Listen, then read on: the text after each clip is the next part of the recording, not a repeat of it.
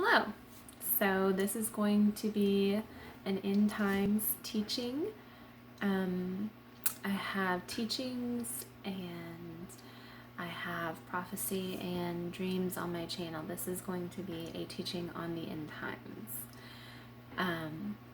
I'm wanting to put out short videos on different topics, and this is part one because it's going to take several parts. I tried making this one long video. I messed up and it would have been about 50 minutes. Anyway, so this will be part one. We're going to break it up into small bite-sized pieces. I apologize too that I'm wearing my glasses and it's reflecting off my computer screen, my notes.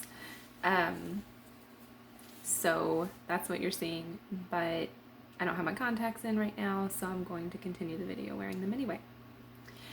So this video is going to be overviewing 5 popular end-time beliefs.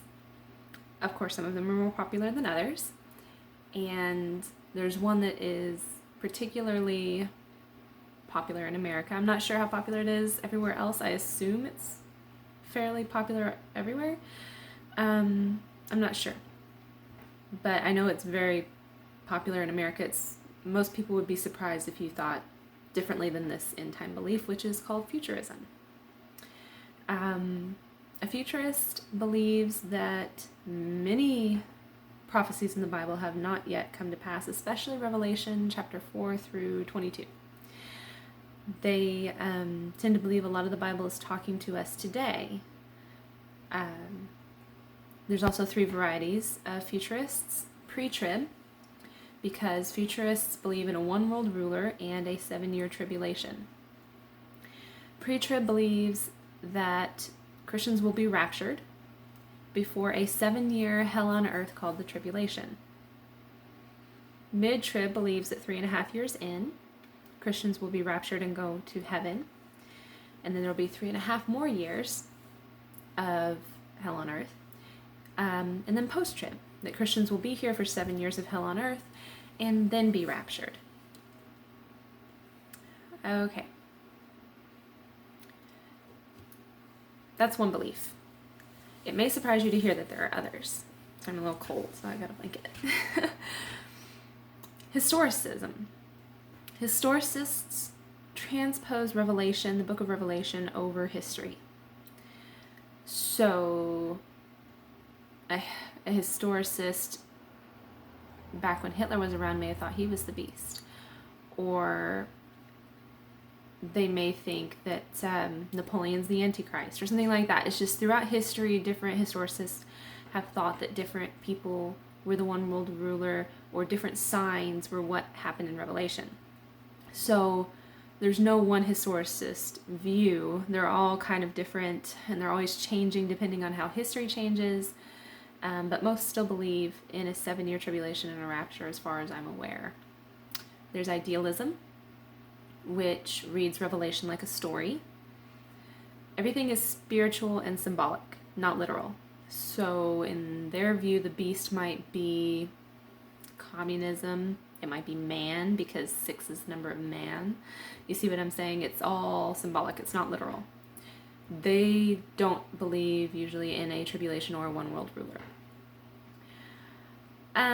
Then there is Praetorism and partial Praetorism. So they're different. Partial Praetorism believes most prophecy in the Bible has been fulfilled. Praetorism believes all prophecy in the Bible has been fulfilled. So nothing in Revelation or Daniel 9 or anything like that is talking to us today in a preterist point of view. A partial preterist believes that Jesus, usually believes, I'm going to say everybody's different, of course, usually still believes that Jesus has to come back, that we are awaiting our glorious bodies, and that there is a final judgment day. But they don't believe in a tribulation or a one world ruler. A preterist thinks we're living in our fully resurrected bodies now, which I just want to say I want a refund if this is my fully resurrected body. And that Jesus already came back in 70 AD, and so we're not waiting for him to come again, and that there's no one world ruler or tribulation to come.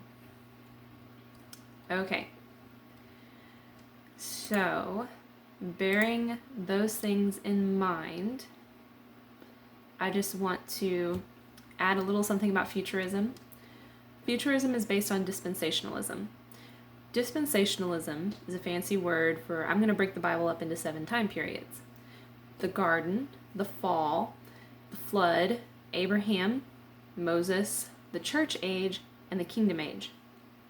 Futurists tend to believe we are in the church age, which means anything to do with the kingdom in the Bible they consider during Christ's millennial reign in the future. So everything to do with the kingdom has nothing to do with you today. And some even go so far as to say that Jesus is not king yet because we're not in the kingdom age. This means that most futurists are not spirit-filled Christians, or if they are, they're confused about their end-time beliefs because it just they don't jive. You see what I'm saying? Because spirit-filled Christians tend to believe that those scriptures that talk about the kingdom apply to them today. So, in my next video, I'm going to talk about why futurism became so popular. And I'm going to talk more about the futurist point of view on the one world ruler, Daniel 9, the Antichrist, man of lawlessness, and the beast. We'll get to all of that.